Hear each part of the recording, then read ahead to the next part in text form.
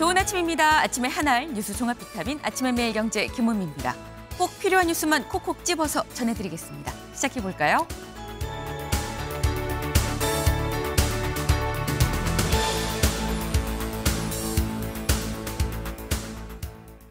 매일경제 일면입니다. 지금이 적기다. 6대 구조개혁에 시동을 걸었다라는 게 매일경제의 오늘 일면 소식입니다. 어제 열린 수석보좌관회의 이 자리에서 이재명 대통령 지금이 적기다라고 얘기를 하면서 여기 나와 있죠. 6대 구조개혁에 시동을 걸었다. 6대 규제, 금융, 공공, 연금, 교육, 노동 6대 구조개혁에 시동을 걸었다라는 겁니다. 공공기관 통폐합도 여기에 따라서 좀 예고를 했는데 이 구조를 개혁한다는 거 국정의 큰 틀이 바뀐다라는 얘기가 되는 거겠죠. 향후 전반에 걸쳐서 굉장히 큰 변화가 예상이 좀 됩니다. 이재명 정부 들어서 지금 변하는 거 여기에서도 좀 감지가 됩니다. 다음 기사 볼까요?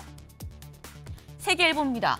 멈췄던 고리 2호기 다시 돌리기로 했다라는 소식입니다. 네, 지금 이 국내 최장수 원전이죠. 고리 2호기. 멈춘 지 2년 6개월 만에 3번의 심사를 거쳐서 다시 돌리기로 결정을 최종했다라는 건데 멈췄던 원전을 다시 돌리기로 한 결정 무려 10년 만입니다. 2015년에 월성 1호기 이후에 10년 만에 나온 결정인데 그 사이에 사실 탈원전 기조가 쭉 유지가 되고 있었죠. 그래서 태양광이 좀 부상을 하고 있었는데 이게 다시 원전으로 돌아오는 거 아니겠느냐라는 얘기가 나옵니다. 원전이 어쨌거나 이번 에너지 정책이 굉장히 중요한 부분을 또 맡고 있는 것 같다. 탈원전의 탈피 같다라는 얘기가 그래서 나오네요. 다른 변화 여기에서도 좀 감지가 됩니다. 다음 기사 볼까요? 동아일보입니다. 중장 31명 중에 20명, 별 60개가 물갈이가 됐다라는 소식입니다. 어제 오후에 이 국방부에서 인사가 발표가 됐습니다. 근데 역대급 물갈이 인사다라는 얘기가 나와요. 왜? 나와 있죠. 중장 31명 중에 절반이 넘는 20명이 다 바뀌었다라는 거. 그리고 쉽게 얘기해서 별 60개가 물갈이가 됐다라는 거죠. 여기 보면 대장 7명 전원 교체가 앞서서 있었는데 여기에 이어서 또 이렇게나 대규모 최신 인사냐라는 겁니다. 보통 우리가 장성을 별이라고 하는데 별이 몇 개? 60개가 지금 달렸다. 특히 이번에 이 중장으로 진급한 20명 중에서 육군은 특히 포착되는 부분, 육군 이 5명은 비육사 출신이다라는 거죠. 육사가 아닌 비육사 출신이 이렇게나 많이 올라간 거 이거 10년 사이에 처음이다라는 얘기가 나오고 있습니다. 결국 계엄의 여파 아니겠느냐라는 얘기도 같이 나오네요. 다음 기사 볼까요? 국민일보입니다. 부역검사 속가낼 기회, 검찰과 전면전을 예고했다라는 소식입니다.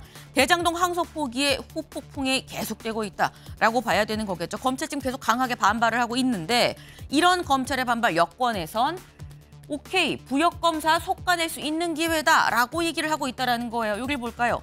여권의 고위 관계자입니다. 이번 사태는 검찰개혁 파고 속에서 국민한테 충직한 검사, 전 정권의 부역한 간신, 기회주의자가 재편되는 검찰 권력지형 변화의 시각에서 조망을 해야 된다라고 얘기를 했다라는 거예요. 네, 오늘 민주당 검찰총장도 장관 징계로 장관의 징계로 파면을 할 수 있도록 하는 검사 징계법 대체안을 오늘 발의를 할 예정이라고 하죠. 요 얘기도 저희가 잠시 뒤에 대담으로 좀 짚어보겠습니다. 다음 기사 볼까요? 서울신문입니다. 수능 국영수 작년보다 어려웠다. 국영수면 사실 다죠. 이번 수능 진짜 전반에 걸쳐 어려웠다라는 얘기가 사실 될 거다라는 거죠. 여기 부제 같이 볼까요? 난이도가 높아져서 상위권 변별력이 좀 확보가 된 것 같습니다. 킬러 문항 있었나 싶은데 이번에도 킬러 문항은 없었고 출제위가 얘기하길 앞으로도 이 킬러 문항 배제한 이 기조는 계속 유지할 거다라고 지금 얘기를 하고 있네요. 어제 이 어려웠던 수능 수험생 여러분들 고생하셨다라는 말씀도 좀 같이 드리고 싶습니다.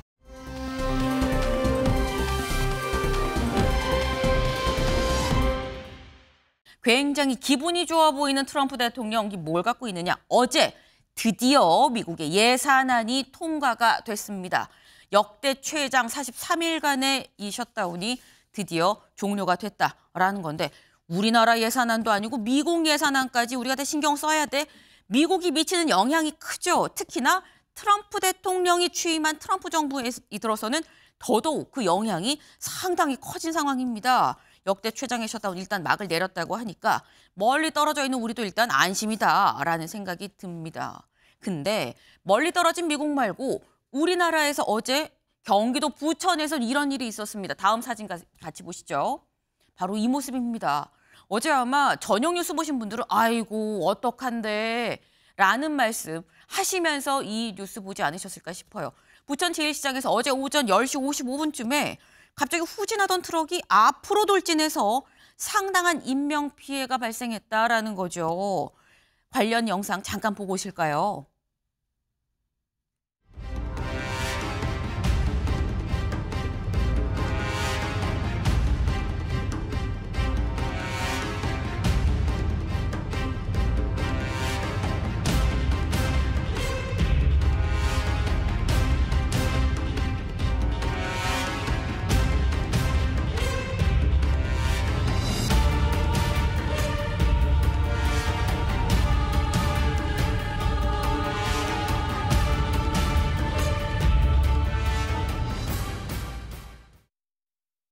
네.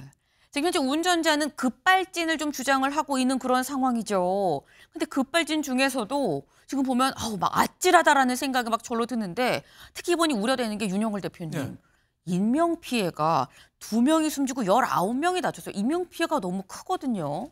그러니까 시장 내에 네. 어제 그러니까 10시 55분, 뭐 10시 55분이면은 주부들이 시장 볼 시간 아닙니까? 그쵸. 많이 몰렸는데 시장 안에 있는 차대에 있는 트럭이 네. 갑자기 조금 후진하다가 미사일보다 더 빠른 속도로 날아간다시피 간 거예요. 네. 그러니까 아무런 무방비 상태에 있는 여성 2명이 사망했고 19명이나 다친 거죠. 네. 굉장히 어떻게 보면은 좀 페달 오조작 아니냐 뭐 이런 생각이 좀 들어요. 뭐 스키드 마크도 없고 또 브레이크 등도 없어요. 그러니까 브레이크도 밟지 않고 그냥 날아간 거 아닌가 뭐 이런 생각이 드는데 운전자가 그 희귀 질환을 좀 앓고 있다고 그래요. 모야 병이라고 네. 뇌에 올라가는 혈관이 좁아져 가지고 갑자기 순간적으로 정신이 잃거나 마비가 되는 그런 질환이거든요.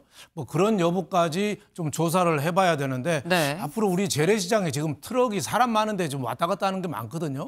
그 재래시장 자체적으로 좀 통제 시간을 트럭 오는 아하. 시간을 통제한다든지 네. 뭔가 좀 재래시장도 대책이 좀 필요하지 않나 이런 생각을 했습니다. 네. 사실 요즘에 다들 전통시장이 조금이라도 좀 저렴하다 보니까 많이들 이용을 하시는데 여기에 장 보러 갔다가 어머 아차 하는 순간에 미사일보다 더 빠른 속도라고 말씀을 하셨어요. 갑자기 차가 들이닥치면 피할 방도가 없죠. 피할 수 있는 공간도 없을 뿐더러. 그러다 보니까 인명피해가 상당히 많이 났는데 근데 일단 당사자는 나는 이 브레이크를 눌렀는데 갑자기 앞으로 튀어나갔어요 라고 지금 얘기를 하고 있거든요. 다만 경찰에서 보기에는 뭐 이런저런 정황으로 봐서 페달 오조작이 아니냐라고 얘기를 하는데 아까 잠깐 얘기가 나오기도 했습니다만 이경미 변호사님.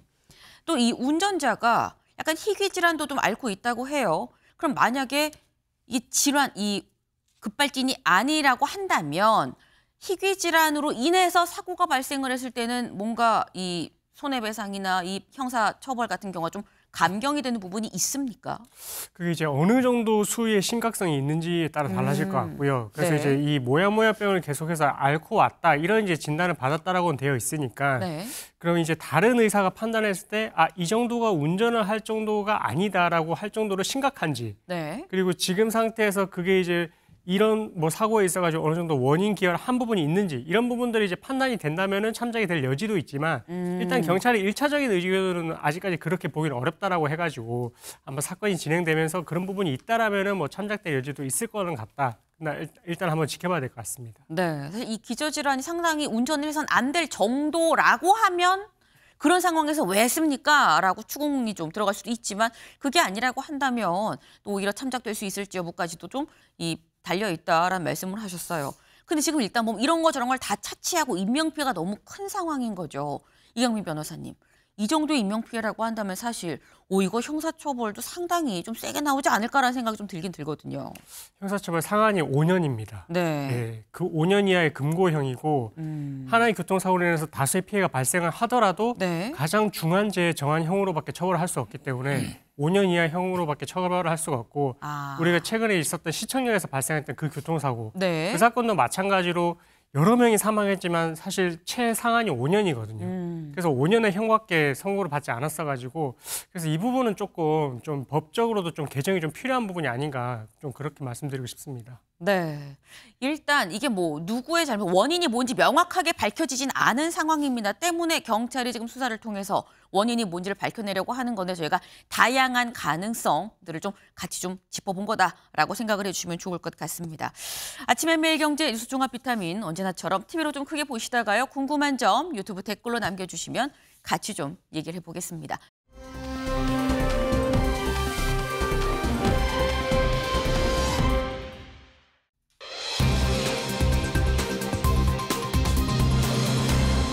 지금이 적기다. 어떤 적기냐. 이 기사 같이 보시죠. 이 지금이 적기다라고 이재명 대통령이 어제 수석보좌관 회의에서 얘기를 했다라는 거죠. 뭐 하기 적기냐. 6대 구조개혁을 하기에 아주 좋은 시기다라는 겁니다. 얘기 직접 잠깐 들어보고 오시죠. 우리 대한민국이 당면한 최대의 과제는 정부가 바뀔 때마다 하락하는 잠재 성장률을 반등시키는 것입니다.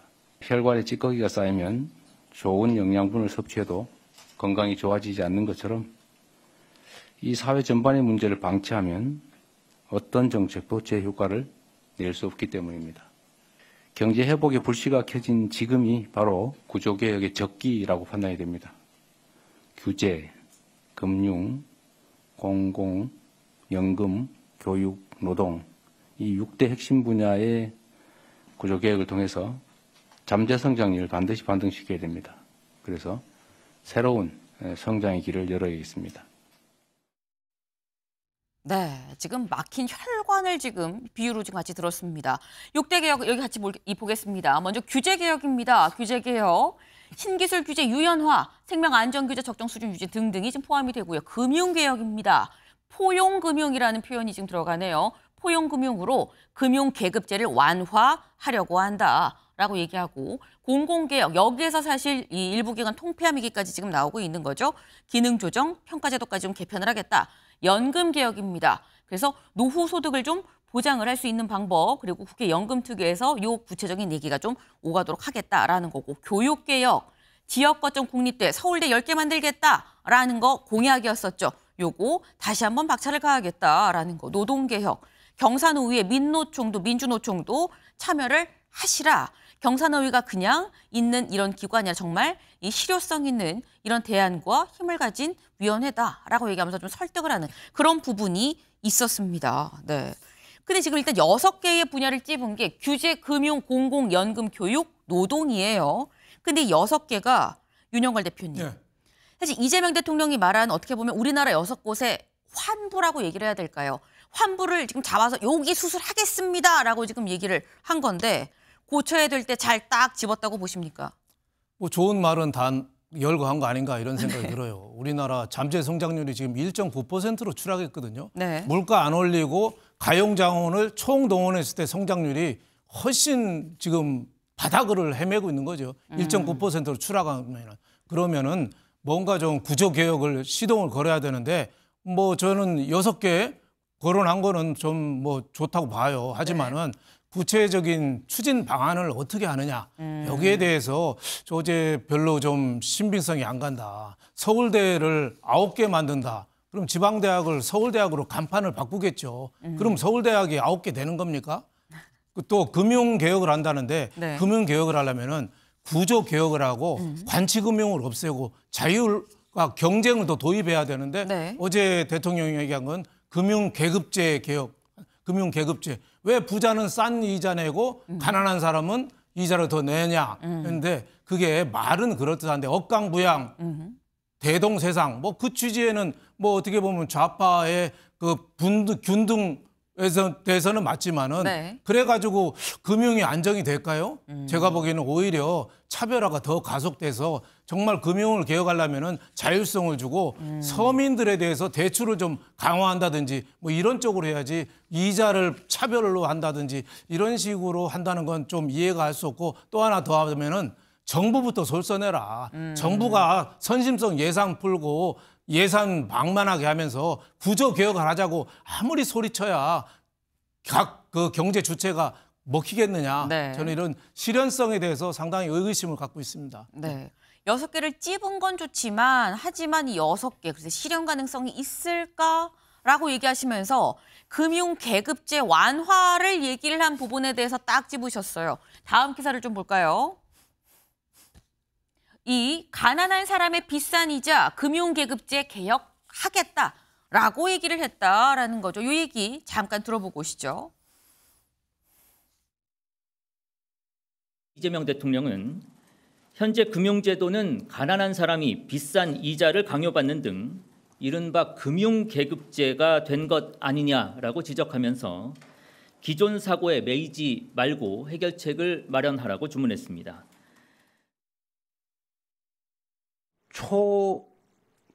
초우대 고객한테 정말 초저금리로 돈을 많이 빌려주는 데다가 한 0.1% 정도만이라도 부담을 조금 더 시킨 다음에 그런 것들 중에 일부를 가지고 예를 들면 이런 금융기관에 접근하기 어려운 사람들에 대한 이자 정말 뭐 500만 원 빌려야 되는 이런 사람들한테 15.9%가 아니라 좀 싸게 빌려주고 그러면 안 됩니까? 그게 자본주의 시장경제 원리에 어긋나는 건가요? 제가 하는 말이? 네. 이재명 대통령 사실 앞서서 지난 9월 국무회의 때도 이런 비슷한 얘기를 했었습니다. 근데 그때도 저 발언이 살짝 좀 논란이 됐었던 게 최창길 교수님. 네. 그러니까 지금 이재명 대통령도 물어봐요. 이게 자본시장 여기 좀 어긋나는 겁니까? 근데 시장경제 체제 하에서는 돈 많은 사람은 잘 갚으니까 좀 저리로 주고 돈이 좀 없는 사람은 못 갚을 가능성이 크니까 리스크를 감안해서 좀 그보다 높은 이자로 받는 건데 그렇게 따지면 이거 자본시장 경제 체제에 맞는 거야라고 또 얘기가 나올 수도 있긴 하거든요. 근데 우리나라 헌법 119조에 네. 거기 앞서 그 119조 1항 2항이 있는데 네. 119조에 보면 경제의 민주화라는 단어가 나와요. 경제의 민주화, 네. 소득의 재분배 이런 단어가 정확히 나와요. 헌법에. 네. 우리나라 자본주의 경제 체제이고 우리나라만 그런 건 아닙니다. 자본주의라 하더라도 국가가 시장에 개입하게 돼 있어요. 헌법에 정확히 나와 있어요. 경제의 민주화라는 게 그런 거거든요. 그래서 보수 진영에서 그래서 경제 민주화 이거 헌법 개정해야 된다. 이거 빼야 된다는 말도 많이 있었어요. 근데 어쨌든 간에 이 자본주의 체제가 순항하려면 물론 자본주의 시장 체제가 돌아가고 시장 원리에 맡겨야 되겠습니다만 과도한 규제나 과도한 개입이 오히려 역작용을 불러일으키죠. 부동산도 마찬가지고. 그럼에도 불구하고 국가가 적정 수준 이런 것들 조절해 줄 필요가 있어요. 그게 아마 경계가 애매하긴 하죠. 어떤 경우에는. 근데 제가 봐도 금융도 그렇고 이 자본주의가 원래 약탈적 경제예요, 원래 그게. 이기적인 인간의 본능을 기본으로 하는 건데 저는 이재명 대통령이 저 말이 일리가 좀 있다고 봐요. 왜냐하면 물론 이제 강자들은 신뢰가 있으니까 신용이 있기 때문에 이자 싸게 해주는 거예요. 리스크를 좀 최소화하는 것이고 그렇긴 합니다만 저도 그들에게 조금이라도 뭐 숨통을 틔워줄 공간 그게 어느 정도 필요하거든요. 그러니까 자본주의 시장 체제를 역행하지 않으면서 시장 체제를 따르면서도 그게 가능하다고 저는 봅니다. 그런 말씀 그걸 드리고 싶고 또 하나가 이게 지금 임기 초기잖아요. 네. 지금이 정말 적기예요. 조금 더 가보세요. 내년이 또 지방선거 아닙니까? 지방선거가 되면 또 정치 논리가 작동합니다. 그게 여러 군데서 보이잖아요. 부동산 대책도 그렇고 그렇기 때문에 지금 이재명 대통령의 지지율이 높고 국정의 동력이 탄력을 받을 수 있는 이 시기 하지 않으면 이게 어마어마하게 어려운 것들이에요. 지금 규제, 금융, 공공, 연금, 교육, 노동. 윤석열 정권에 비해서 지금 의료만 빠졌지 윤 정권 때도 연금, 교육, 노동 했잖아요. 하나도 못했지 않습니까? 이거 다 하기가 너무너무 어려운 거예요, 사실. 이것만 다 하면 대한민국 세계 최강이 될 겁니다, 아마. 그러니까 이거를 다는 아니더라도 좀 네. 중점적으로 선택과 집중을 해서 몇 개를 정확하게 좀 외과 의사가 집도하듯이 그렇게 했으면 좋겠다는 생각이 들어요. 임기 초기에. 네. 임기 초기 지나면 이거 어려워져요. 제가 볼 때. 네. 지금 임기 초기에 집중적으로 좀 하면 좋겠다. 금융계급제 이거 완화하는 거 어느 정도 나도 필요하다고 본다라고 말씀하셨거든요. 윤영걸 대표님. 금융계급제를 하면은 은행들이 신용도가 낮은 사람, 네. 못 사는 사람들한테 싼 금리로 대출을 해주자는 거 아니에요? 그럼 은행들이 대출해 주겠습니까? 손해보면서 돈을 뗄 가능성이 높은데 그럼 대출 안 해주겠죠. 대출 안 해주면은 어려운 사람들이 어디로 갈까요? 사채 시장으로 가죠. 그럼 더 높은 금리를 쓰는 거예요. 또 우량 기업도 너희들 금리 더 내라. 그럼 우량 기업은 일본 도요타 뭐 미국 뭐 이런 회사랑 싸워야 되는데 더 높은 금리 갖고 싸울 수 있겠어요? 프랑스 대혁명 때 로베스피에르라는 사람이 있어요. 단두대 개발한 사람이. 네. 그 양반이 우유값을 서민들도 많이 먹을 수 있게 절반값으로 내리겠다 그랬어요. 네.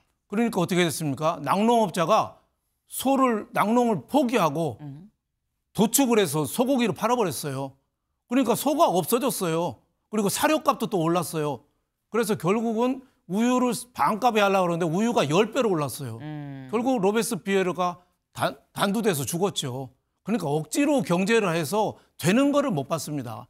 자율과 경쟁을 도입해서 네. 정부는 거기를 도와주고 정말 어려운 사람 도와준다는 거는 취지는 맞죠. 그런 쪽으로 가야지 계급을 끌어내리고 금융 계급이란 말 동원해가지고 잘 되는 꼴을 제가 못 봤습니다. 네. 네. 너무 강제적으로 하면 안 된다라는 말씀인데 말씀하신 중에 최창일 교수님이 갸웃갸웃하고 계셨어요. 최 교수님 짧게. 아니, 이거 일리가 있는 말씀이에요. 이 네. 자본주의라는 게 시장을 억지로 과욕하려 하면 시장은 또 다른 걸 권해냅니다. 그 시장이 그 무서운 거예요. 그럼에도 불구하고 지금 이제 워낙 우리나라가 뭐 K라는 게 너무 뭐 K 후드, K 드라마 별게 다 있는데 너무 약강의 차이가 너무 커지고 있어요. 지금 빈부격차도 심해지고 불평등도 그렇고 그래서 저는 윤 대표님 말씀이 일리가 있음에도 불구하고 어떠한 형태로든 간에 이 자본주의 시장 경제가 무너지지 않는 범위 내에서 금융 계급이란 말이 부담스럽게 느낄 수 있겠죠. 그건 뭐 용어의 문제니까 조금 그런 좀 약자를 위한 그런 금융기가 너무 지금 비대해진 것도 있어요. 사실 보너스도 많이 받고 봉급도 세고 그런데 그런 게 필요하지 않을까라는 생각이 들긴 합니다. 예. 네. 지금 윤용관 대표님 말씀 이해는 하지만 그럼에도 불구하고 이 저소득층이 힘든 사람들이 약자가 숨 쉴 공간은 좀 필요한 거 아니겠느냐라는 취지의 말씀이셨어요. 다음으로 넘어가 봅니다.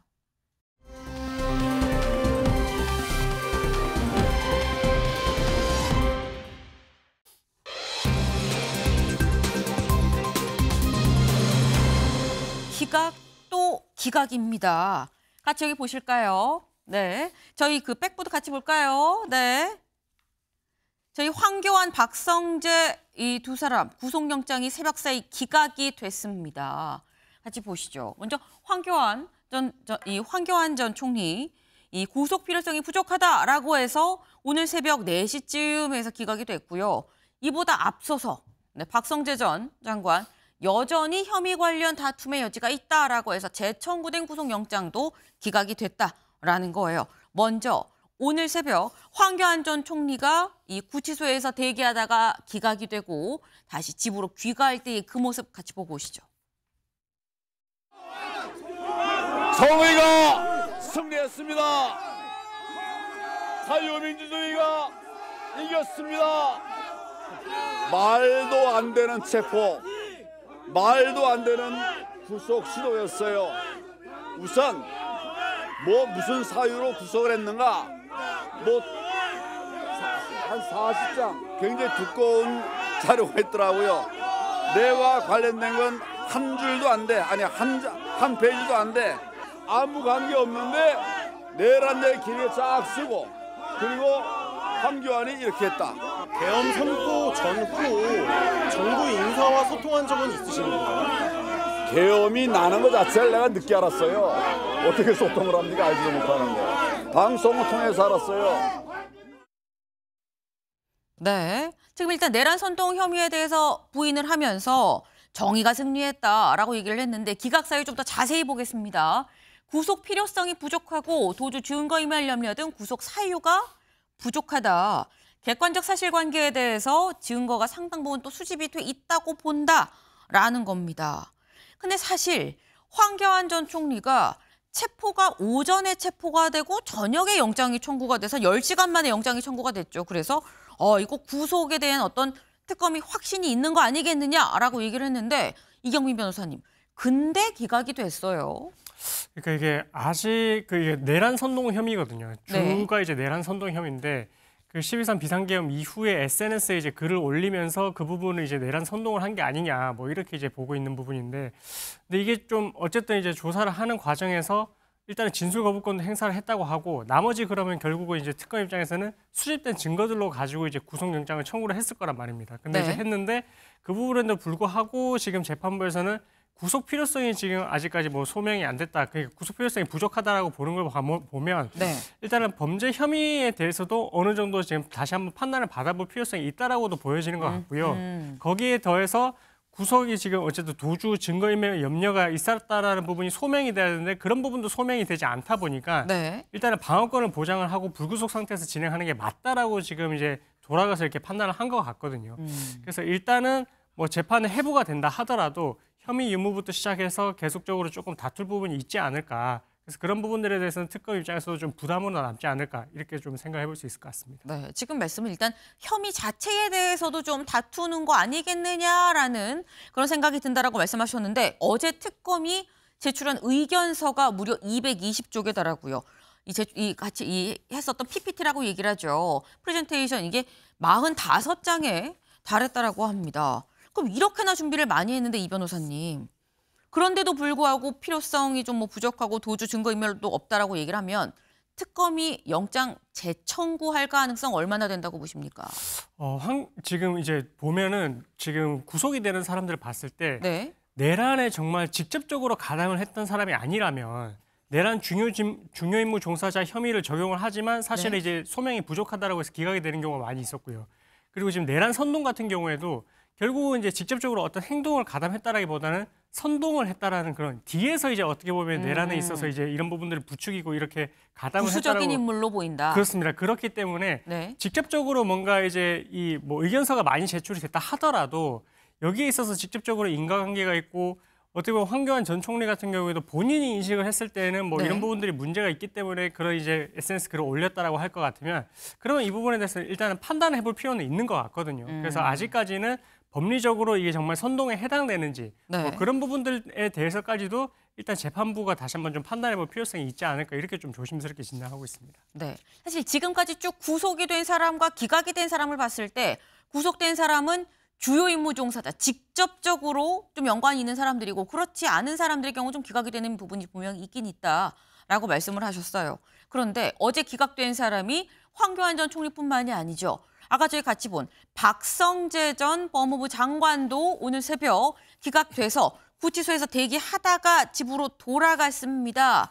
이 집으로 돌아갈 때 기자들 어떻게 생각하십니까? 라고 물었는데 그 모습 같이 보고 오시죠. 현재 영장 기각인데 어떻게 생각하십니까? 법원의 판단에 존중하고 감사드립니다. 저희 입장은 변화가 없습니다. 저의 입장은 변함이 없습니다. 다시 말해서 나는 무죄입니다. 나는 혐의가 없어요. 라는 걸 일관되게 지금 얘기를 하고 있다라는 거죠. 이 기각 사유를 좀 보겠습니다. 구속영장 기각 결정 이후 추가된 범죄 혐의를 종합해봐도 여전히 혐의에 대한 다툼의 여지가 있다라고 하면서 불구속 상태에서 충분한 방어의 기회를 부여받을 필요가 있다. 증거인멸이나 도망 염려가 있다고 보기 어렵다라고 얘기를 했습니다.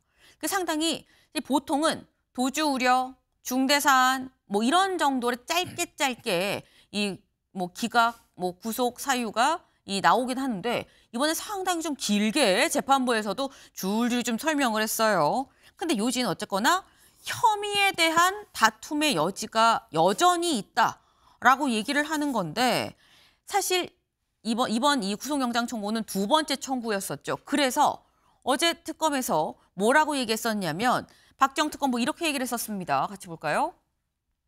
앞선 구속영장 기각 당시 법원에서 의문을 제기한 부분에 이견이 없을 만큼 증거를 확보하려고 노력을 했다.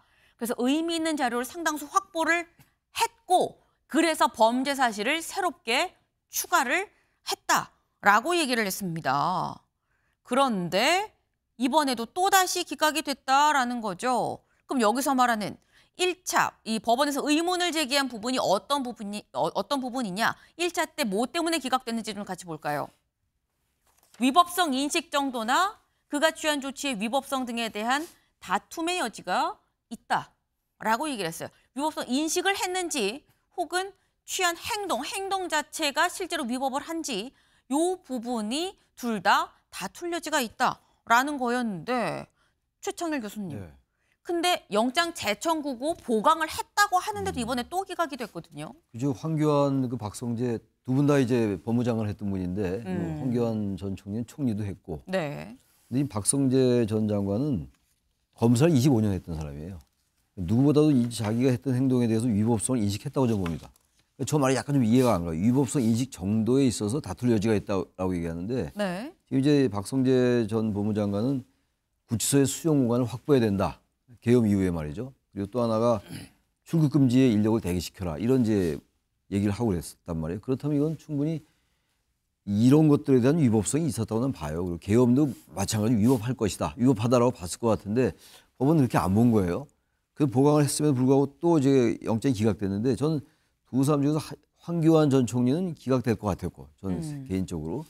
그리고 박성재 전 장관은 구속이 될 줄 알았어요. 이번에는. 네. 두 사람 다 이제 기각이 됐는데 역시 법원은 이 지금 도주 염려라든지 증거인멸의 우려는 없다고 봤는데 되게 이제 아까 말씀하신 것처럼 사안의 중대성, 범죄 중대성에서 저는 상당히 내란 선동에 가깝고 황교안 전 총리도 그리고 박성재 전 법무장관도 이거 충분히 알았을 것 같은데 그 계엄 이후에 저건 좀 납득은 좀 안 가요. 법안 이게 대단히 범죄가 중대한 건데 네. 영장이 기각된 걸로 봐서 그냥 법원의 판단이니까 어쨌든 저 개인적으로는 어떻게 박성재 전 장관 저런 행동이 기각이 됐을까라는 의구심 좀 있습니다. 솔직히 말씀드려서. 예. 네. 근데 지금 말씀처럼 아까 저희가 황교안 전 총리에 대해서도 이거 이렇게까지 얘기가 나왔다는 얘기는 혐의 자체를 다투는 거 아닌가 싶어요라고 말씀을 하셨었는데 지금 박성재 전 장관의 경우에는 여전히라고 얘기를 하면서 여전히 혐의에 대한 다툼의 여지가 있다라고 또 얘기를 하고 있습니다. 윤영걸 대표님. 네. 근데 이렇게 된다고 하면 혐의 자체를 황교안 전 총리도 그렇고 박성재 전 장관도 그렇고 다투고 한다고 하면 내란 특검의 약간 동력 자체가 좀 이 문제가 있지 않을까라는 생각도 들거든요. 그래서 저는 내란 특검 자체가 지금 거의 실패한 특검으로 가는 거 아닌가 이런 생각이 들어요. 황교안 전 총리도 저는 당연히 기각될 줄 알았어요. 윤석열 대통령하고 뭐 소통이 있는 것도 아니고 방송 보고 계엄 본 거 갖고 그 부정선거들 잡아들여라. 종북 좌파 잡아들여라. 뭐 이런 주장했다고 내란 선동죄까지 가는 게 그게 저는 납득이 좀 안 됐고 박성재 전 장관도 네. 재청구를 할 정도면 새로운 사실 깜짝 놀랄 게 뭐가 있어야지 받아들일 텐데 실제로 하나 재청구한 게 추가했다고 했거든요. 예, 다음 날 그 계엄 다음 날 12월 4일 날 장 12월 4일 날 대통령 지시를 받아서 계엄 사후 문건 작성을 법무부 직원한테 지시했다. 사후 문건이라 하면 이제 그 왜 계엄을 했는지 뭐 탄핵 국무위원들이라든지 탄핵 남발이라든지 네. 뭐 여러 가지가 있지 않겠어요? 재판 방해라든지 뭐 그런 거를 준비했다는 게 영장 재청구 사유인데 그거 갖고 그건 당연히 일상적인 법무부의 일상적인 업무라고 또 볼 수도 있거든요. 꼭 내란을 공모해서 뭐 그런 지시를 했다보다도 무슨 일이 있어도 그런 법무부의 일상적인 일이라고 이렇게 좀 판단했다. 저는 이렇게 봤습니다. 그리고 네. 지금 내란죄라고 그러는데 내란죄가 국헌문란이거든요. 국헌문란은 국가 기능을 상당 기간 불가능하게 한 게 국헌문란이에요. 근데 계엄이라는 게 6시간 만에 해제됐잖아요. 근데 저걸 법무부 장관까지 내란 공모로 저 국헌문란으로 넣은 거 제가 보기에는 좀 납득하기가 좀 어려웠다. 저는 이런 생각이 들었습니다. 네. 지금 어쨌거나 연이어서 계속 기각이 된다라고 한다는 건 좀 무리하게 한 거 아니겠느냐라는 지적이 나올 수 있다라는 지금 그런 취지의 말씀인데 지금 이 앞서서 황교안 전 총리는 첫 번째 기각입니다만 박성재 전 장관의 경우는 연이은 기각인 거죠. 근데 연이어 기각 소식이 들려온 오늘 아침에 나온 보도가 이게 있습니다. 동아일보 12면 같이 볼까요? 김건희, 박성재의 이원석 항의성 수사 지라시를 보냈다라는 겁니다. 이게 대체 무슨 얘기냐? 여기 보겠습니다. 법조계의 얘기에 따르면 13일 법조계에 따르면 김 여사는 지난해 5월 15일경 박 전 장관한테 이 전 총장, 여기서 말하는 이 전 총장은 이원석 당시 검찰총장이에요. 이원석 검찰총장이 대통령실로부터 사퇴 요구를 받자 여기에 대한 항의성으로 김 여사에 대한 신속 수사를 지시를 했고 이 디올 가방을 관련한 이 수사를 얘기를 하는 거죠. 결국 수사팀 지휘부가 교체가 됐다라는 내용의 메시지를 보낸 것으로 알려졌다. 윤 전 대통령도 같은 날 비슷한 메시지를 박 전 장관한테 보낸 것으로 전해졌다라는 겁니다.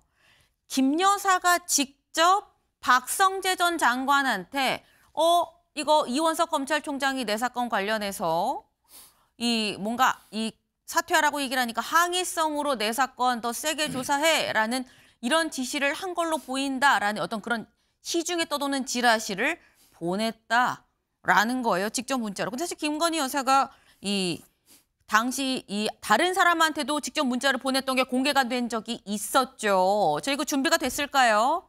아, 네.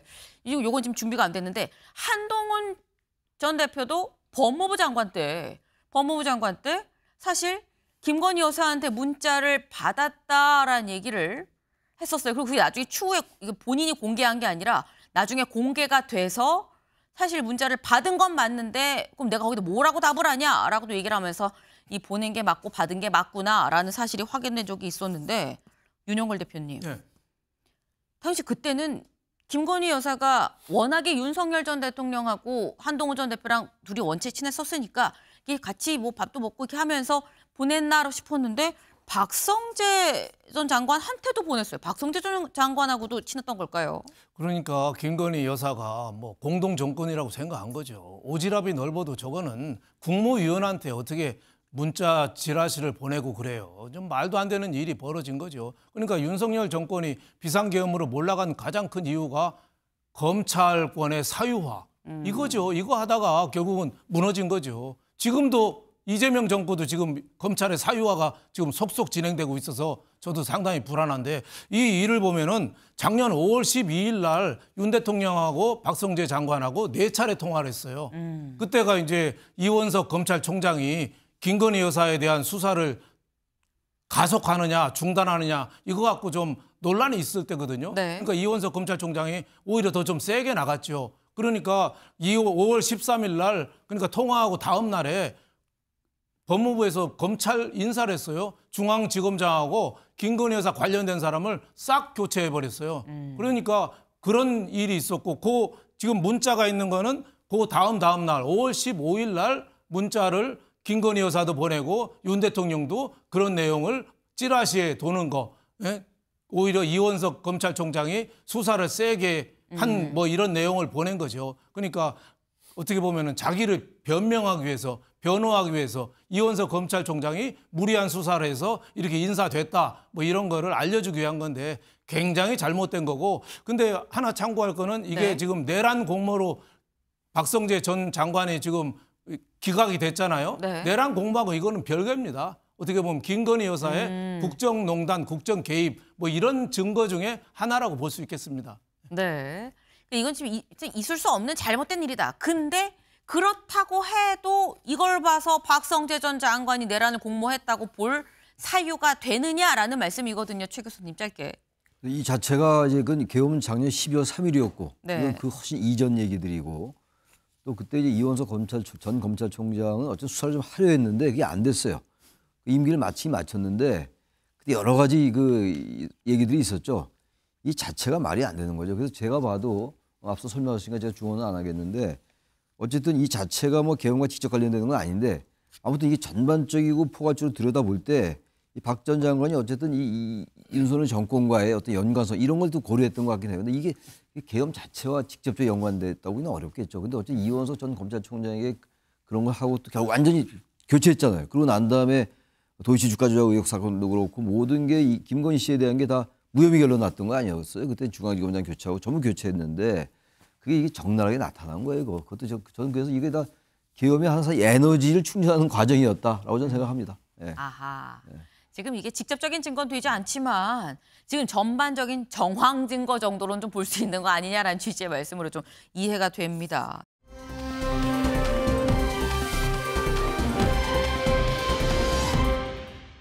첫 번째 인물 같이 볼까요? 홍장원 전 국정원 1차장이죠. 오랜만에 보는 모습입니다. 왜 나왔는지 기사 같이 보시죠. 기사, 네, 동아일보 12면 같이 볼게요. 동아일보 12면, 네, 홍장원 메모 지렁이 글씨 재판부 왜 흥분하나. 네, 어제 내란 재판 이 홍장원 전 국정원 차장이 증인으로 나왔습니다. 나와서 이 윤석열 전 대통령이 직접 신문을 했다고 그래요. 그 모습 같이 영상으로 확인해 보실까요? 그때 이제 초고라는 게 보면은 그 지렁이 글씨거든요. 이렇게 쭉쭉 이렇게 아라비아 지렁이처럼 돼 있어가지고 그 대학생들이 그거를 막 티도 만들어서 입고 막 그런 정도였는데 그걸 가지고 보좌관을 시켜서 이런 거를 만들었다고 하니 자기가 또 그걸 냈거든요. 지렁이 글씨 같은 걸. 일단 그렇기 때문에 지금 변호인들이 이런 얘기를 하는 겁니다.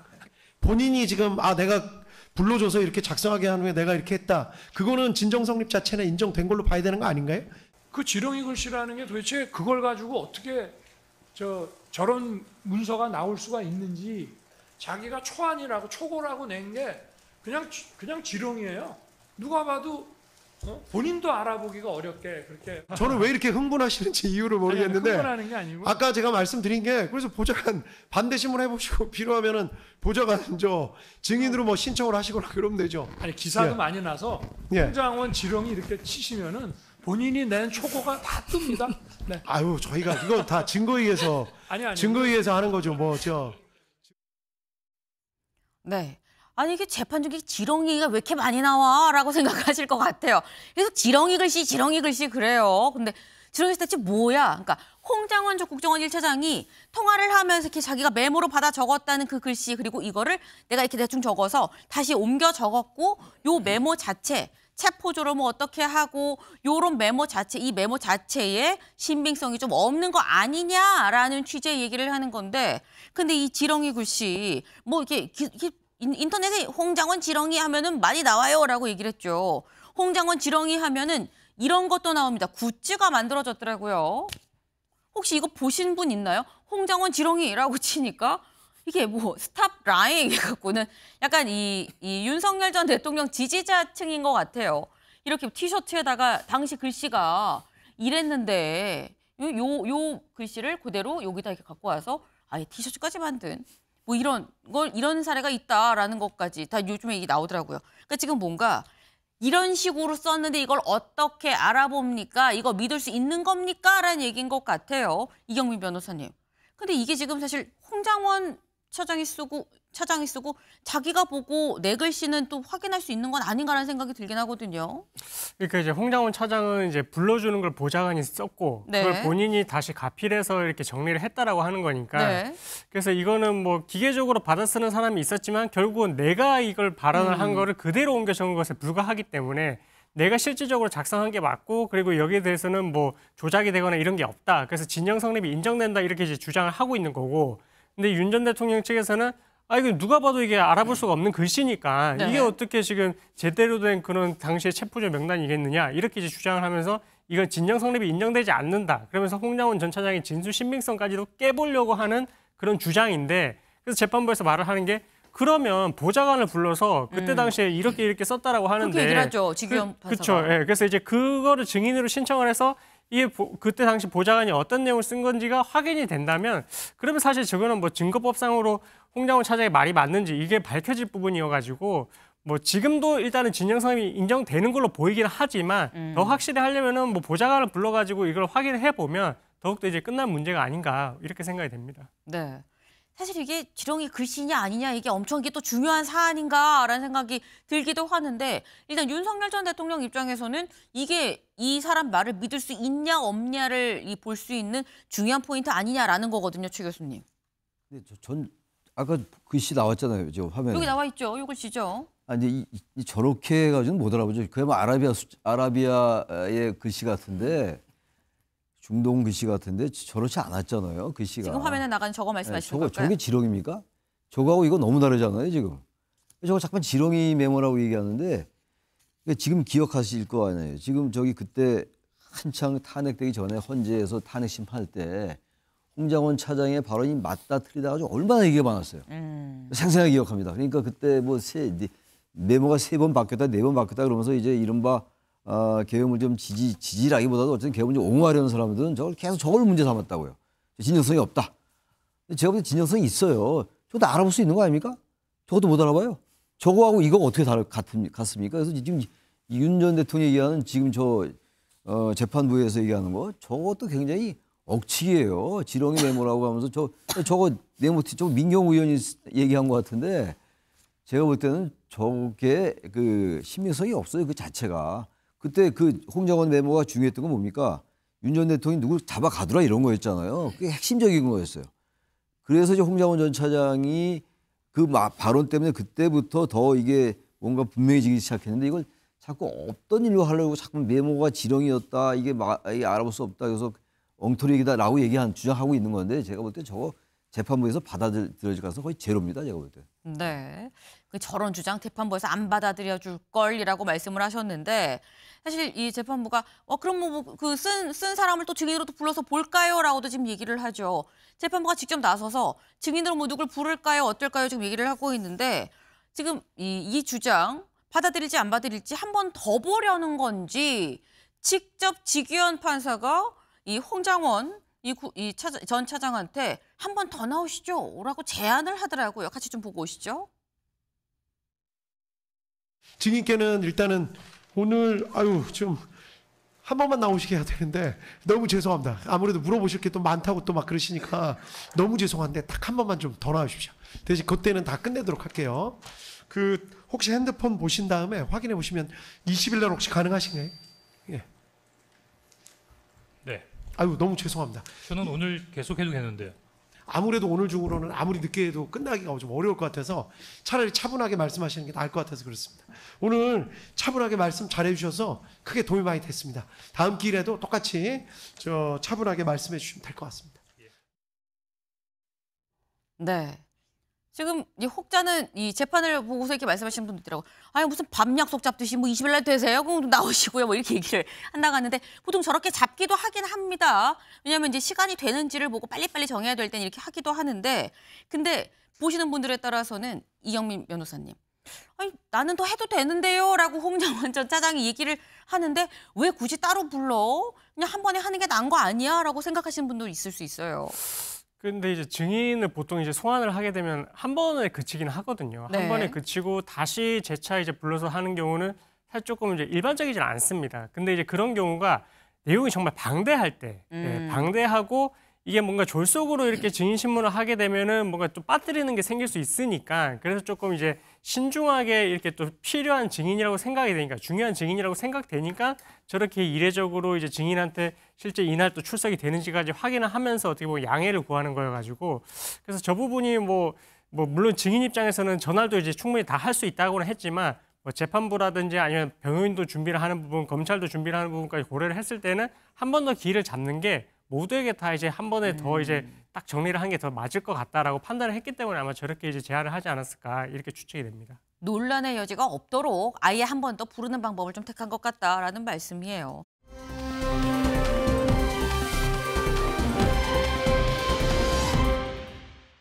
두 번째 인물 좀 가보죠. 두 번째 인물 누군지 좀 보겠습니다. 이걸 인물이라고 말하기는 좀 그래요. 인물은 아닌 것 같고 인형이죠. 인형은 인형인데 뭘 쓰고 있어요. 양의 가면, 양의 탈을 좀 쓰고 있다라고 봐야 될 것 같은데 대체 이게 뭐냐? 같이 좀 볼까요?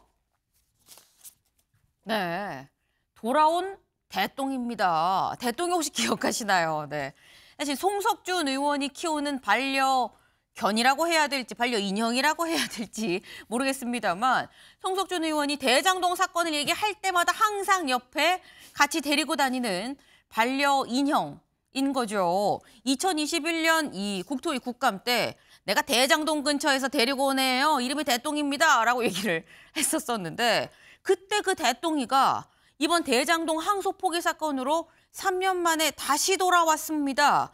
지난 12일 법사위 상황 다시 한번 같이 보고 오실까요? 문득 2021년 국감 때 스타로 떠올랐던 대똥이가 소환이 되는 느낌입니다. 여러분들 대똥이를 기억하십니까? 예, 지금은 이제 여기 데리고 오고 싶었는데 셀럽이 돼갖고 몸값이 비싸서 그냥은 못 나오겠답니다. 대똥이를 간단히 소개만 드릴게요. 제가 대장동 근처에서 데려온 반려견인데 이렇게 뭔가 양탈을 쓰고 나왔어요. 준석이라는 분은요, 국민께 양머리를 내걸고 개고기를 팔아서 죄송하다 한 적이 있습니다. 그런데 그 이름이 거꾸로 된 석준이라는 분은 지금 반대로 얘기하고 있습니다.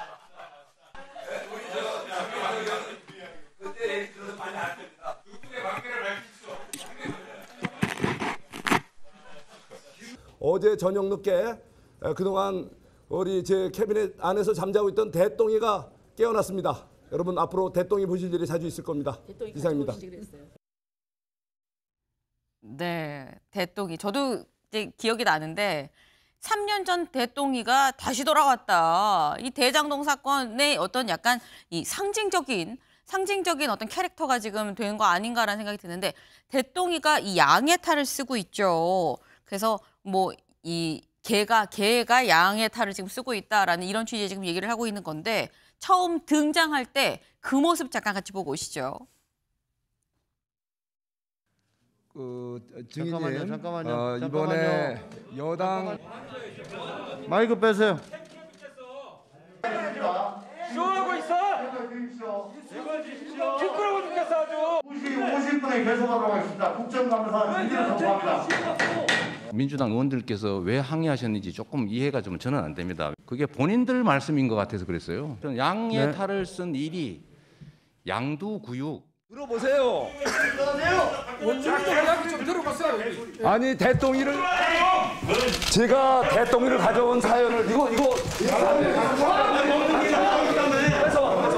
위원장님 강력하게 민주당 우리 의원님들께 좀 경고 좀 해주세요.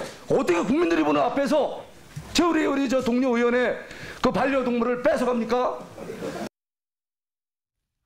네, 좀 강하게 항의하는 모습도 지금 나왔어요. 왜 내 반려동물을 뺏어갑니까? 라고 지금 얘기를 했는데 근데 이게 말씀드렸죠. 그 송석준 의원은 이게 뭐 양두구육 같은 이런 형식으로 지금 대장동 사건이 지금 일어난 거다. 지금 양두구육 상황이다라고 지금 얘기를 하려고 지금 대똥이라는 캐릭터를 지금 만들어서 갖고 왔는데 근데 또 이게 윤영걸 대표님 저희도 보면서 약간 세 분 다 좀 살짝 웃음을 좀 찾는 모습이 좀 보였는데 대장동 사건 자체가 좀 너무 희화화되는 거 아니야라는 지적이 있을 수도 있거든요. 뭐 그때 그 시절 그랬죠. 2021년 4년 전 2021년 10월 달에 정석준 의원이 저걸 애완견 대똥이를 데리고 왔는데 얼굴은 양의 얼굴을 했잖아요. 네. 그러니까 그 대장동 사건이 그 시민들한테 돌려줘야 될 개발 이익을 어떻게 보면 양의 탈을 쓰고 너희들 몇 명이 다 해먹은 거 아니냐. 한 8천억 되는 돈을 그걸 비난하기 위해서 한 거죠. 또 대똥이라는 이름이 뭐예요? 이재명 전 대통령이 그때 성남시장 때 대동 세상을 많이 얘기했거든요. 네. 모두가 잘 사는 세상, 대동 세상. 대동 세상에 대동을 줄여가지고 대똥이라고 이름을 지은 거예요. 그러니까 이재명 대통령을 비난하기 위해서 한 건데 어제 다시 들고 나온 거는 이번에 항소 포기, 대검찰청의 항소 포기가 또 검찰 중립 독립성을 얘기하면서 또 양의 탈을 쓴 또 그 개의 고기를 파는 거 아니냐 뭐 이런 비난하기 위해서인데 그 4년 전에는 서로 인형도 뺏어가고 싸움질을 했는데 어제는 많이 웃었어요. 네. 왜냐하면 추미애 위원장이 얘기했잖아요. 원래 양두구육이라는 말이 그 양의 얼굴하고 개고기 파는 거 아니에요? 그쵸. 그 말을 제일 많이 한 사람이 이준석 의원이었어요. 근데 이준석, 준석이라는 이름을 거꾸로 하니까 송석준, 석준이가 되잖아요. 그러니까 양두구육도 반대로 국민의힘 너희들이 양두구육이다. 뭐 그렇게 비난하는 거죠. 그러다 보니까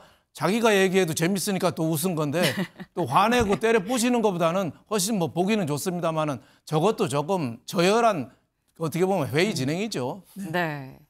이게 약간 이 마지막 말씀이 방점이 찍혀 있는 것 같아요.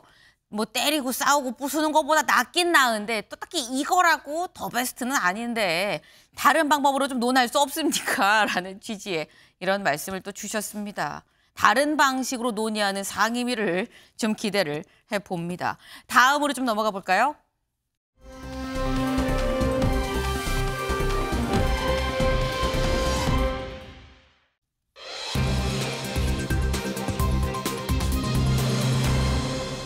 논계 오만석입니다. 기사 같이 보시죠. 항소 포기 논란의 중간에 서 있는 노만석 검찰총장 대행. 오늘 비공개로 퇴임식이 열립니다. 잠시 뒤죠. 오전 10시 30분에 퇴임식이 있을 예정인데 퇴임식에서 하려던 얘기 할 겁니다. 라고 사의 표명했던 그 당시에 대검에서 알리기를 사의를 표명했습니다. 자세한 사항은 퇴임식 때 말씀드리겠습니다. 라고 얘기를 했어요. 그 퇴임식이 오늘 있을 예정이다. 라는 거죠. 그럼 퇴임식에서 대체 무슨 얘기를 할 것이냐? 라는 건데 오늘 퇴임식을 앞둔 어제 이 오만석 대행이 노만석 대행이 한 이 언론과 자택에서 무려 90분 동안 인터뷰를 했습니다. 인터뷰의 내용 잠깐 같이 볼까요? 이 다음 기사 볼까요? 네. 노만석 윗선 요구 받아들인 것도 내 결정. 그날 답 못 찾았다라는 거예요. 윗선의 요구를 어쨌거나 받아들였기 때문에 이건 내 결정이다라는 건데 좀 자세히 보겠습니다. 네, 바로 이 부분인 거죠. 네, 내가 요 부분 말고, 네, 이 윗선의 생각과 내 생각이 다를 경우 선택지는 끝까지 싸우든가 받아들이든가 딱 두 가지다. 이렇게 얘기를 했다라는 거예요. 그런데 이제 와서 외압을 받았다는 건 우스운 얘기 아니겠느냐라고 얘기를 했다라는 겁니다. 그럼 이거를 보면 이건 최창일 교수님, 어쨌거나 외압을 받고 안 받고 이건 더 이상 나는 논하지 않겠다. 그냥 내가 안고 가겠다. 결국 받아들였으니 내 의견 아니냐라는 건데 그럼 오늘 퇴임식에서 그냥 안고 내가 간다라는 이런 취지인 건가라는 생각이 그렇게 얘기할 들어요. 것 같아요. 지금 저 얘기하는 거 봐서. 네. 근데 너무 앞뒤가 안 맞는 게 이 노만석 그 검찰총장 직무대행 얘기가 처음에 나왔던 얘기가 뭐 처음이래야 이게 불건 이게 7일이니까 7일이 항소시한이었잖아요. 오늘 벌써 14일 일주일이 됐는데 그 용산과 법무부의 관계를 고려할 수밖에 없었다는 취지의 얘기도 했고 또 이런 얘기 세 개 선택지를 제시했다. 이진수 차관이 네. 법무부 차관이. 근데 거기서 모든 게 다 항소 포기가 들어있었다라는 의미의 얘기를 했고 이진수 차관은 그런 적 없다. 난 그런 말 한 적 없다라고 또 얘기하고 있단 말이에요. 근데 이거 저렇게 얘기하면 이제 와서 외압을 받은 게 없다라고 얘기하면 그동안에 말한 건 굉장히 외압을 받은 것처럼 그렇게 느껴진 뉘앙스 얘기를 많이 해왔다가 네. 이어서 퇴임을 하면서 나도 외압 받은 거 아니다라고 저렇게 횡설수설 하는 것 같아요. 노만석 저 대행은요 여야로부터 다 비판받고 있어요 지금. 너무 행동 자체가 고위공직자로서 검찰의 2인자로서 말이죠. 저렇게 하면 안 되는 거죠. 마지막까지 자신의 소신을 얘기하든가 퇴임하는 마당에. 그렇지도 않으면서 또 외압을 받지 않았다라고 또 얘기하고 있고 무슨 얘기를 하는지 또 감을 잡을 수가 없어요. 노만석 대행이 이번에 아주 이 사안을 이렇게 복잡하게 만든 굉장히 중요한 하나의 요인이었다고 저는 봅니다. 개인적으로. 네. 지금 여야 양쪽에서 다 비판을 받고 있는 상황인데 이게 처음에 얘기를 그렇게 안 해놓고 이제 와서 어쨌거나 결정을 한 게 나니까 내 결정이지라고 얘기를 하는 게 무슨 말이냐. 어떤 것도 지금 정리가 안 되는 거 아니냐라는 건데 지금 얘기를 보면 여기 이렇게 나와 있죠. 공직자가 위에서 내린 요구를 받아들였으면 그 순간 내 의견이다. 그럼 이거를 지금 외압이라고 얘기하는 또 무슨 얘기지? 그냥 내가 다 안고 갑니다. 내가 농개처럼 그냥 다 안고 가요라는 취지로 지금 들리는 거죠. 근데 문제는 윤영걸 대표님. 네. 이렇게 제가 다 안고 갑니다. 여러분 빠이빠이 잘 계세요. 오늘 퇴임을 하면 이 사안이 그럼 이렇게 방점이 찍히는 거냐라는 거거든요. 뭐 퇴임으로 일단락은 되겠지만은 불씨는 살아가지고 불이 갈수록 커지는 거죠. 우리 국민이 제일 싫어하는 게 검찰의 사유화입니다. 누구를 위해서 검찰권을 이용하는 거. 윤석열 대통령도 결국은 김건희 여사 문제로 자꾸 불씨를 키우다가 12.3 비상계엄까지 갔지 않습니까? 지금도 항명 포기, 그 항소 포기. 네. 이거는 누구를 위한 거였겠어요? 결국은 이재명 대통령의 사법 리스크 해소, 여기에 원인이 있는 거잖아요. 그러니까 저는 갈수록 커질 거다 이런 생각이 들고 오늘 뭐 퇴임식을 하는데 네. 거기서 뭐 포탄 선언이 나오고 그럴지는 않을 것 같아요. 왜냐하면 포탄 선언하는 것도 용기가 필요하거든요. 노만석 검찰총장 대행은 그럴 용기조차 없는 사람입니다. 그럴 용기. 논개도 아니죠. 논개는 그 항일 운동을 한 사람이잖아요. 예, 근데 저분은 누구를 위해서도 아니고 본인을 위해서 하다가 어떻게 보면은 나 대행인데 대행 꼬리자 떼고 진짜 검찰총장 될 수도 있겠네? 뭐 이런 것 때문에 우물쭈물하지 않았나 싶고 그게 결국은 양심의 가책 때문에 한두 마디가 자꾸 흘리는데 그것 때문에 자기가 안고 간다고 하지만은 안고 가지를 못한 거죠. 그래서 검찰의 독립성, 중립성을 제일 어떻게 보면 엿바꿔 먹은 검찰총장 대행이다. 뭐 엿바꿔 먹는 게 좀 비속어긴 하지만은 어떻게 보면 네. 자기 자리하고 바꾸려다가 후배들한테 밀려서 쫓겨난 가장 못난 검찰총장 대행이 저는 보고 있습니다. 네. 지금 말씀하시다가 살짝 좀 에스컬레이팅이 좀 되셨어요. 좀 발언을 잠깐 순화해 주시기를 부탁을 좀 드립니다. 네. 방송용 언어로 좀 순화를 좀 부탁을 드려요. 근데 어쨌거나 상당히 지금 이 선배 검사로서도 부적절한 후배들한테 좀 부적절하다라고 말씀을 하셨는데 아까 기사로 좀 다시 가볼까요? 이 마지막 그만두는 소회, 사실 그만두는 건 밀려 그만뒀죠. 평검사서부터 검사장까지 다 그만두세요라고 사표 내세요라고 얘기를 해서 어떻게 보면 밀려 그만둔 건데 여기 좀 보겠습니다. 소회를 뭐라고 밝혔느냐. 내가 좋아했던 후배들이 찾아와 이제 나가달라고 하는 것도 아프고 온 천지가 다 아팠다. 나는 조직을 위해 결단을 내린 건데 너무 아팠다라고 얘기를 하면서 근데 후배들 울분 내가 안다. 시간이 지나서 조직 내 울분이 또 고름이 쌓이고 터지면 누군가는 받아줘야 되는데 그거 내가 받자라고 한 거다라고 설명을 했다라는 거예요. 그래서 그럼 퇴임하면서 이 가장 마지막에 요 얘기는 좀 하고 싶어요라고 하는 게 뭐가 있습니까? 라고 물었더니 여기 보겠습니다. 퇴임하면서 아쉬운 점. 거듭 보안 수사권 유지를 얘기를 했다라는 거죠. 공직자 이 조직을 떠날 때 입을 닫아야 한다. 하지만 보안 수사권 문제는 꼭 얘기하고 싶다. 검찰은 검사 2,000명만의 조직이 아니다. 6천여 명의 수사관, 2천여 명의 실무관, 행정관까지 10,000명이 몸담고 있는 곳이다. 이들한테는 수사가 생명이고 목숨과도 같다. 보안 수사권은 꼭 검찰한테 줘야 됩니다. 라고 얘기를 했다라는 거예요. 근데 이게 문제는 마지막 가는 길, 남기는 말처럼 마치 유언처럼 보안 수사권은 검찰에 주세요라고 얘기를 지금 하고 간다라는 건데 근데 지금 이게 국민일보 같이 볼까요? 지금 현재 흘러가는 얘기는 오히려 완전 반대로 흘러가는 것 같다라는 거죠. 검찰총장도 장관 징계로 파면 민주당 검사 파면법 오늘 발의한다라는 겁니다. 검찰총장도 장관이 징계를 해서 파면이 될 수 있다라는 건데 여기 좀 볼까요? 현재 검사는 국회 탄핵 결정으로만 파면이 될 수 있는데 국회 탄핵 판단 아니고 개정안은 일반 징계로도 파면까지 쭉 이어질 수 있도록 했다라는 겁니다. 여기 보면 개정안에 검사에 대한 징계를 법무부 장관이 요구할 수 있게 한다라는 내용이 있는데 요거를 어떻게 바꿨느냐. 검찰총장인 검사에 대한 징계 등은 법무부 장관이 청구한다. 검찰총장도 이게 어쨌거나 검사 중에 하나다. 그러니 이거 법무부 장관이 징계 요구하면 파면까지 갈 수 있다라고 이번에 이른바 검사 파면법을 오늘 발의한다라는 거예요. 근데 이게 이경미 변호사님, 검찰총장을 탄핵이 아니라 파면으로 할 경우에 어떤 일이 발생할 수 있을까요?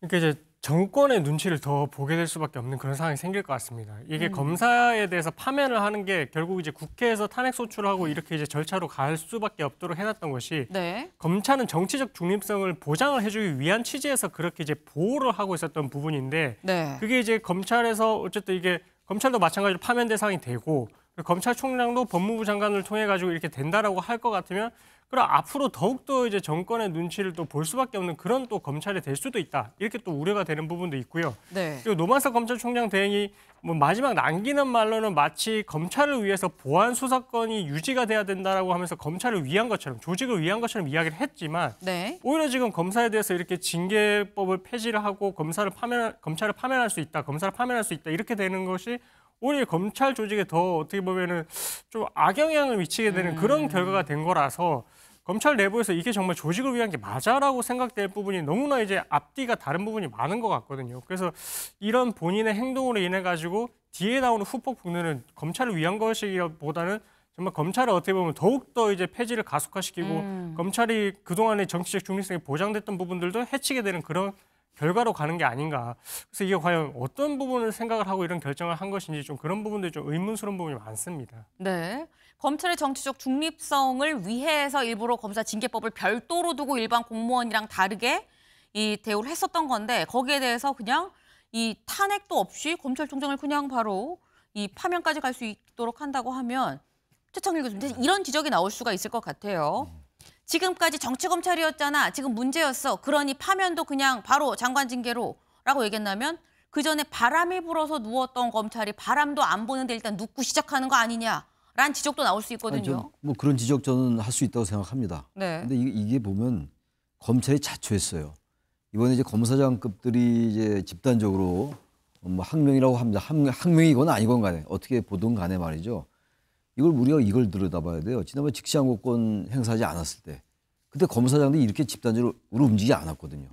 그리고 아까 잠깐 얘기가 나왔었습니다만 김건희 씨 그 무혐의 결론 내렸을 때 도이치 주가조작 의혹 사건도 그렇고 다른 여타의 사건들도 그때 검사장이나 이런 사람들이 이렇게 했나요? 안 했잖아요. 그러니까 이 검찰 개혁의 오히려 명분을 이번에 검찰이 자초했어요. 그러다 보니까 검찰 도저히 안 되겠네. 이 사람들 보니까 우리 민주당 정권의 이제 민주당 입장에서 우리 민주당 정권에 과도하게 항상 이렇게 그러는구나. 보수 정권 때 안 그러다.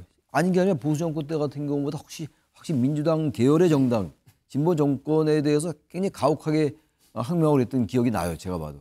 이번에 이게 지금 본질은 그게 처음에 항소폭인이 아니냐, 이게 타당하냐 아니냐였는데 네. 이제 검찰 개혁을 불붙으면서 야당도 이재명 대통령 끌어내려라, 뭐 탄핵해라, 전혀 다른 데로 그것도 야당이 자초한 거예요. 그러니까 저런 게 나올 수밖에 없어요. 민주당 입장에서 볼 때. 그러나 객관적으로 볼 때 저게 타당하냐는 또 다른 논란이 필요합니다. 그럼에도 불구하고 저건 검찰이 이렇게 자초했어요. 지금 보안수사권 얘기가 어떻게 나옵니까? 검찰이 이런 식으로 행동을 하는데 보안수사권을 얘기할 수 있을까요? 명분이 있나요? 이번에도 검찰이 대단히 잘못했다. 여러 가지로. 항소폭행은 별개 문제예요. 네. 이게 좀 딴 데로 본질이 이제 호도되고 딴 데로 하면서 검찰이 스스로를 이렇게 자꾸만 옥죄이는 그런 결과를 스스로 자초한 게 아닌가라는 게 저의 생각입니다. 네, 윤영걸 대표님 짧게. 지금 검찰이 자초한 거다라는 말씀이셨거든요.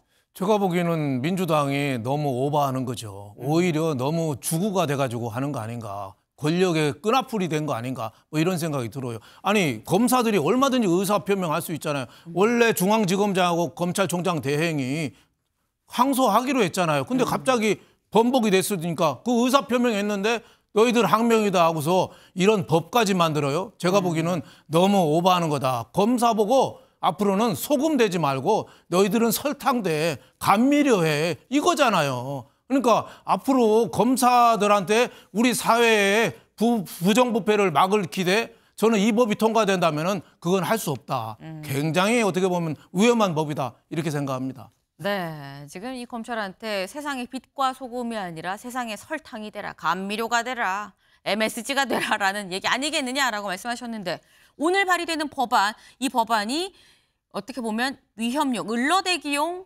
발의 법안인 건지 실제로 법안이 통과가 될지까지도 좀 지켜봐야 될 부분이 아닌가라는 생각을 좀 해봅니다. 저희가 준비한 소식 오늘 여기까지입니다. 오늘도 좋은 하루 보내세요.